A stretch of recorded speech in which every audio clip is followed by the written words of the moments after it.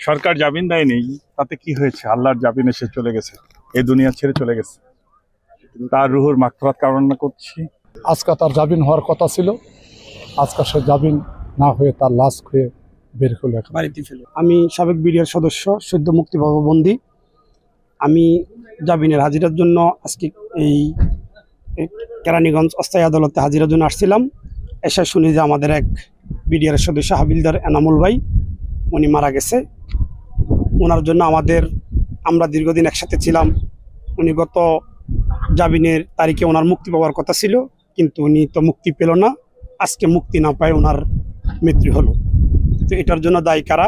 আজকে তার পরিবারের কি হবে এবং তার পরিবারের ভরণ পোশাক, তার ফ্যামিলি পরিবারের দায়িত্ব কে নিবে? সত্যি রাষ্ট্র যে এত ভঙ্গুর কাঠামো হতে পারে, আজ আমরা সত্যিকার অর্থেই বুঝতে পারলাম যে এত ভঙ্গুর একটা কাঠামো হতে পারে। আইন এদেশে আছে কি? আইন কাদের জন্য? আমার মনে হয় 5 আগস্টের পরে আবু সাইদ, মুগ্ধ এবং ইয়ামিনদের বাংলাদেশে এখনো স্বৈরতন্ত্রের বীজ এখনো রয়ে গেছে। সত্যি আজকে সহকর্মীকে হারালাম। যদি ওনাকে গত যে কোর্টটি চলে গেল, এই কোর্টেও যদি জামিন দেওয়া হতো, আমার মনে হয় এই কয়েকটা দিন অন্তত পক্ষে তার পরিবারের সঙ্গে সে থাকতে পারত। এই রাষ্ট্র বাবার স্নেহ সন্তানকে ফিরিয়ে দিতে পারবে?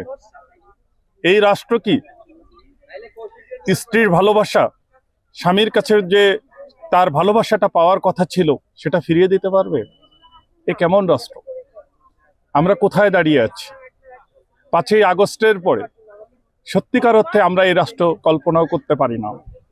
এতগুলো শহীদের রক্তের বিনিময়ে এ দেশ আবার পুনরায় স্বাধীন হলো। স্বাধীনতা কোথায়? স্বাধীনতা কি শুধুমাত্র আমাদের পূর্বের যে স্বৈরতন্ত্রের আমলাতন্ত্র রয়ে গেছে এখনো, ফ্যাসিবাদের দোসররা যে এখনো বসে আছে তাদের জন্য, নাকি আমাদের সাধারণ জনগণের জন্য? আমি মাননীয় আইন উপদেষ্টা মহোদয়কে বলতে চাই, আপনাকে যেখানে বসানো হয়েছে এই জায়গাটা হচ্ছে শহীদের রক্তের বিনিময়, তারপর আপনি এখানে এসে বসেছেন। অতএব আপনি আর কোনো, বিশেষ করে 2009 সালে এই পিলখানা হত্যাকাণ্ডে যতগুলো আর্মি অফিসার মারা গিয়েছে, বিডিআর এর সদস্যরা কে বা কারা নিয়ে যে মেরে ফেলেছে, তাদেরকেও সহ আইনের আওতায় নিয়ে এসে তাদের বিচারের মুখোমুখি দাঁড় করান। আমি আইসাজন শুনছি আমার এনামুল ওস্তাদ মারা গেছে। আমি অনেক দুঃখ পাইছি। কেন? ওনার সাথে দীর্ঘদিন আমি একসাথে কারাগারে ছিলাম। ভালো মানুষ ছিলেন, ওনা নিরপরাধ একটা ব্যক্তি ছিলেন। কষ্টের মাধ্যমে কারাগারে জীবনযাপন করছেন। 10 বছর সাজা খাটার পরও 16 বছর কেন ওনাকে আটকে রাখা হইল? এইটাই দেশবাসীর কাছে আমি বিচার চাই।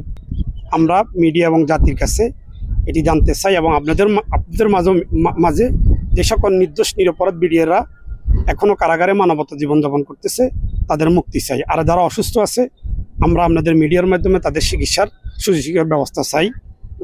এটা হলো আমার এই কথা। আর আমরা নিরপরাধ যারা এখন বর্তমানে আমরা মুক্তি পাইছি, আমরা আমাদের সরকারের কাছে আমাদের সকল সুযোগ সুবিধা এবং কি আমাদেরকে যাতে কোনোরকম এই বেঁচে থাকার জন্য আমাদেরকে যাতে পুনর্বাসন করার জন্য সরকার থেকে আমাদেরকে সুযোগ সুবিধা প্রদান করে, এটাই আমার বক্তব্য। আসসালামু আলাইকুম।